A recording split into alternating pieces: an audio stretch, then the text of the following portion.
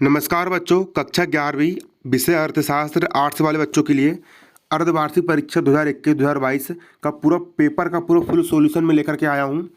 इस वीडियो में हम कक्षा 11वीं अर्थशास्त्र का प्रश्न पत्र का संपूर्ण हल यहाँ पर हम जानने वाले हैं। ठीक है, पूरा का पूरा फुल सॉल्यूशन मिलेगा आपको। पेपर में 3 घंटे का समय दिया जाएगा और पूर्णांक आपको 80 नंबर का रहेगा। क्वेश्चन के साथ साथ मैंने उनके आंसर भी आपको इस वीडियो में बताया हूँ और इसके साथ साथ उनकी मैंने तैयारी भी करवाया हूँ। तो चलिए बच्चों, वीडियो को शुरू करते हैं। नमस्कार बच्चों, आपको अर्धवार्षिक परीक्षा कक्षा 11वीं अर्थशास्त्र के पेपर में एक प्रश्न आया है, 2 नंबर में आया है। अर्थव्यवस्था से आपका क्या आशय है, समझाइए।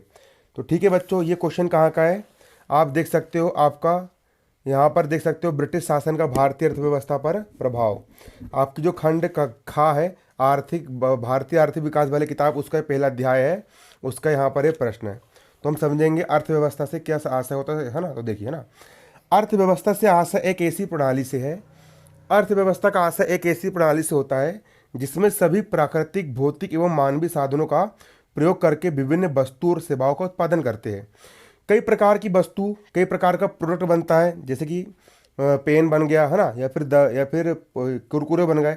तो कई प्रकार की प्राकृतिक साधन, भौतिक साधन और मानवीय साधनों का उपयोग करके कई प्रकार की वस्तु और सेवाओं का उत्पादन किया जाता है, जिससे राष्ट्र की जनता की अधिकतम आवश्यकताओं को पूरा किया जा सके, जिससे राष्ट्र की जितनी भी जनता है उनकी जरूरत पूरी की जा सके और उन्हें रोजगार का अवसर उपलब्ध कराया जा सके।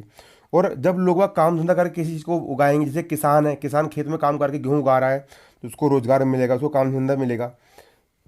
प्रोफेसर ए ब्राउन के अनुसार अर्थव्यवस्था से आशय एक ऐसी प्रणाली से है जिसके द्वारा लोग जीविका प्राप्त करते हैं। अर्थव्यवस्था का मतलब एक ऐसी प्रणाली होता है जिसके माध्यम से लोगों की जीविका चलती है, जिसके माध्यम से लोग जीविका प्राप्त करते हैं, है ना। मतलब रोजी रोटी से लग जाते हैं, काम धंधा करते हैं। जैसे कि मैं बच्चों को पढ़ाता हूँ, स्कूल में जा करके मैं बच्चों को सेवा देता हूँ और बदले में मुझे पैसा मिलता है। मैं कोचिंग में बच्चों को पढ़ाता हूँ और बदले में बच्चे मुझे पैसे देते हैं। तो एक प्रकार से, इस प्रकार मेरी जीविका चलती है और बच्चे लोग को ज्ञान प्राप्त होते रहता है। तो इसी को तो हम अर्थशास्त्र कहेंगे, इसी को हम अर्थव्यवस्था कहेंगे। एक दुकानदार है, वो अपनी सेवा दे रहा है, वो आपको सामान ला करके दे रहा है और आपसे वो पैसे ले रहा है, तो और उसकी जीविका चल रही है। तो इसको हम क्या बोलेंगे, इसको हम कहेंगे अर्थशास्त्र। यही क्या होता है, अर्थशास्त्र कहता है ना। तो अर्थव्यवस्था से आशय एक ऐसी प्रणाली से होता है जिसमें सभी प्राकृतिक, भौतिक एवं मानवीय संसाधनों का प्रयोग करके विभिन्न वस्तुओं और सेवाओं का उत्पादन किया जाता है, जिससे राष्ट्र की जनता की अधिकतम आवश्यकता को पूरा किया जा सके और उनको रोजगार उपलब्ध कराया जा सके। प्रोफेसर ए ब्राउन के अनुसार अर्थव्यवस्था से आशय एक ऐसी प्रणाली से है जिसके द्वारा लोग जीविका को प्राप्त करते हैं, जिनके द्वारा लोगों के काम धंधे चलते हैं। बच्चों, आपको पेपर में अगला क्वेश्चन इसी अध्याय से पूछा गया है और इसी अध्याय से आपको पेपर में 4 नंबर का प्रश्न आया। कितने नंबर का? 4 नंबर का आपको प्रश्न पूछा गया है। आप यहाँ पर देख सकते हो प्रश्न आपको पेपर में क्या आया है। अंग्रेजी शासन काल में भारतीय अर्थव्यवस्था पर कौन से विपरीत आर्थिक प्रभाव पड़े? अंग्रेजों के आने के पहले बच्चों, भारत देश जो था वो सोने की चिड़िया था। भारत देश में कई प्रकार के मखमल के कपड़े और ऊनी वस्त्र, रेशमी वस्त्र बनते थे, मसाले का उत्पादन होता था और भारत देश से विदेशों में जाकर के अपने माल को बेच करके आता था। लेकिन जैसे अंग्रेज लोग आए तो पूरा भारत देश झंड हो गया। ठीक है, तो अंग्रेजी शासन काल में भारत देश की जो अर्थव्यवस्था थी उस पर क्या प्रभाव पड़ा ना। ब्रिटिश शासन की 2 प्रमुख शोषणकारी नीतियां बताइए। तो देखिए, पहले क्या था, पहले भारत देश में हथकरघा और दस्तकारी होता था, अंग्रेज लोग ने उसको नष्ट कर दिए। भारतीय हथकरघा और दस्तकारी का पतन हो गया।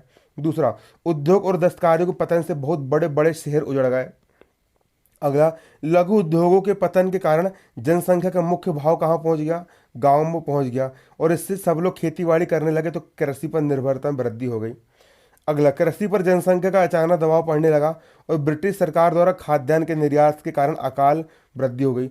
अब जितना भी भैया भारत देश के किसान लोग खाना पीना की सामान उगाते थे, उन सबको अंग्रेज लोग उनसे छीन करके विदेश में निर्यात करके भेज देते थे, जिससे अकाल पड़ जाते थे, खाने पीने की कमी जाती थी और कई लोग भूख से मर जाते थे, है ना।